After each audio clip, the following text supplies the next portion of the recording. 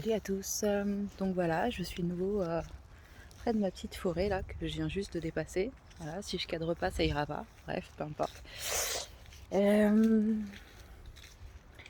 Depuis quelques semaines là, je suis en plein travail, si on peut dire, sur l'abondance, sur la matérialité, sur la synchronisation entre mon corps, moi d'un point de vue corporel, animal, avec du coup la terre, la respiration de la terre. Et avec tout ce que ça implique, donc la matérialisation, le fait d'être, l'abondance, le fait de donner, de recevoir, enfin toutes ces nuances qu'on retrouve mais finalement partout finalement. Je veux dire que ces principes-là, finalement sont liés à chacun de nos chakras, chacun de nos corps, chaque partie de soi. Et, euh, et pour le coup, pour moi, c'est l'heure du chakra racine. Donc, je suis flamme jumelle.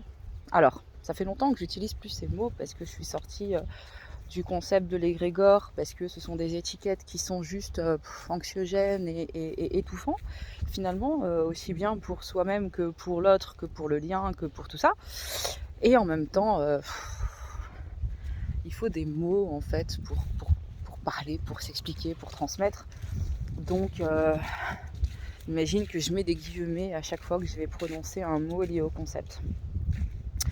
En sachant que quand tu sors du concept de l'égrégore, tu élargis encore une fois ta vision des choses et tu remets de la vie, de l'espace, tu respires de nouveau en toi et dans le lien et ça fait un bien fou. Ça fait un bien fou. Et comme dit, en même temps, il faut des mots pour transmettre, donc bon, au moins on se fait comprendre. Et donc, pendant longtemps, forcément, je me voyais du côté du chaser. Parce que je veux mon lien, je veux ma relation, ici et maintenant, dans la matière. Et puis en même temps, au niveau de mes polarités, je suis de prédominance yin. Et donc c'est vrai que pendant longtemps, à l'époque, il y avait pas mal de trucs. Ouais, le chaser il est que yang, et puis non, le chaser il est que yin, et puis moi je suis un chaser yang, et moi je suis un chaser yin. Et à un moment, ça devient en fait prise de tête, anxiogène, étouffant. Et si les notions de chaser, runner, de base, par rapport aux infos que j'ai eues, que j'ai canalisées, c'est que ce sont des rôles. Donc en fait, c'est pas lié, c'est pas nécessairement lié à ta polarité en fait. Les deux existent. Après, pourquoi ce rôle-là et pas un autre? Ça, j'avoue, j'ai pas creusé la question parce que en fait, je m'en fiche. Parce que du coup, pour moi, dès le début, ce que je trouvais important, c'était justement de comprendre quelle était ma polarité dominante, donc yin ou yang, pour comprendre ce que j'avais à faire. Et parce que je pense que c'est beaucoup plus juste finalement de parler dans ces termes-là que dans le terme de rôle en fait. Et moi j'ai une prédominance yin, alors forcément il y en a ils vont dire ouais les chaser yin, il y en a ils vont dire non du coup c'est forcément le renard. Peu importe. Encore une fois, si on sort de ce type de schéma étouffant, moi par rapport à mon chemin, le fait d'avoir une prédominance au niveau de mon yin, ça signifie que du coup j'ai à rééquilibrer avec mon yang. Et déjà, ce qui peut être intéressant, c'est de comprendre concrètement qu'est-ce que ça veut dire yin, qu'est-ce que ça veut dire yang, quelles sont les implications. Parce qu'au final, ce sont deux termes, mais qui peuvent être relativement abstraits, surtout quand, que dans notre société occidentale, c'est pas forcément, comment dire, c'est pas forcément commun, dans le sens où, je vais essayer de poser le téléphone, vous me voyez plus, tu me vois plus. Ouais, donc c'est pas forcément commun de parler en yin et yang, Et donc ça peut être compliqué vraiment de comprendre. On va parler du yin qui va faire référence au féminin. Et c'est vrai que quand on regarde l'étiquette juste comme ça de prime abord, sans avoir la conscience vraiment du féminin, l'essence du féminin, bah, le féminin finalement on va penser à douceur, féminité, gentillesse, protection, maternité, donner à manger, etc. Ah, c'est pas complètement faux, mais il n'y a pas que ça.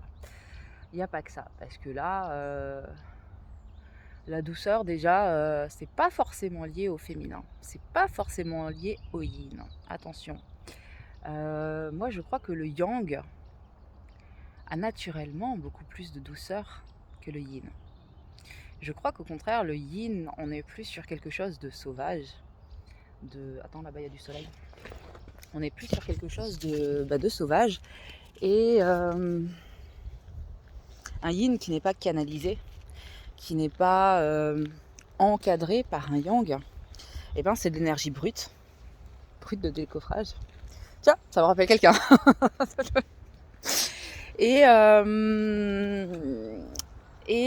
du coup, au niveau de la forme, on n'est pas sur quelque chose ni d'équilibré, ni de...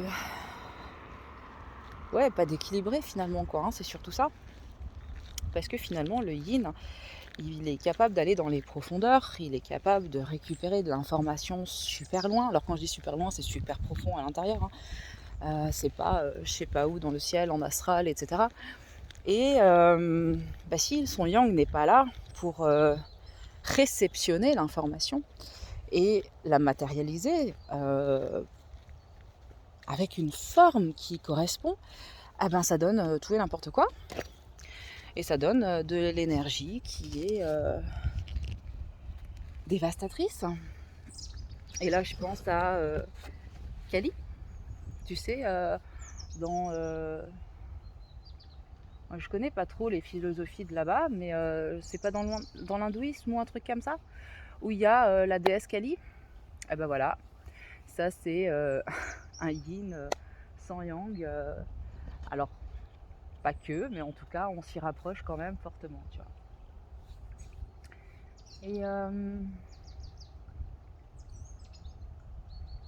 Et donc, c'est ce que je suis en train de faire en fait sur mon parcours. Voilà, j'œuvre à ma réunion. Et comme d'hab, en fait, ça commence par la réunion intérieure. Et ces histoires de jumeaux, on est pareil et en même temps, non pas différents, mais complémentaires. Et hier, j'ai eu l'image qui symbolisait finalement parfaitement le concept. C'est que, imagine que tu as une voiture. Elle a une certaine couleur. Et puis à côté, tu sais, tu as, allez, on va dire 2 bandes. Ouais, voilà. Je suis fan des Mustangs. C'est ma voiture de rêve. Et voilà, là, celle que moi je rêve, elle est noire avec 2 bandes rouges. Voilà. Et quand je pense à lui, à ce fameux lui, ce que je vois, c'est la même voiture, ou presque, mais rouge avec des bandes noires. Voilà. Donc identique, similaire, et en même temps suffisamment différent pour être complémentaire. Dans le sens où c'est comme le yin et le yang finalement, hein, le symbole, je veux dire.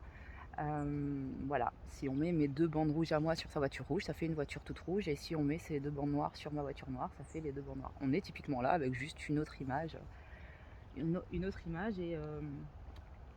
je trouve ça assez marrant en fait, quoi. Donc voilà. Et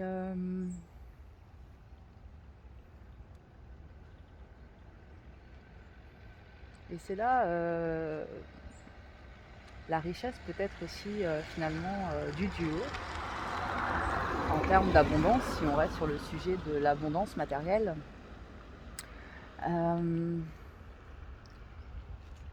Mais aussi, c'est aussi ça peut-être, la richesse des jumeaux, tu vois, de pouvoir apporter au monde finalement qui ils sont, mais de 2 manières Bah alors comme dit, non pas opposés mais complémentaires, deux façons de voir les choses et qui seront tout aussi justes l'une que l'autre finalement. Et ça c'est chouette parce que déjà pour toi-même, parce que l'autre c'est une partie de toi. C'est parce que quand on parle de miroir, finalement on parle de son propre reflet et de qui tu es et dont tu n'as pas conscience. Après, finalement, le plus gros du job, c'est quoi? C'est d'accepter, tout simplement. Au-delà de tes croyances mentales, au-delà de ton éducation, au-delà des préjugés, au-delà de la société, des cases sociétales. Mais c'est quoi finalement la richesse si ce n'est justement une richesse d'information déjà à la base, puisque bah, c'est les informations qui se matérialisent.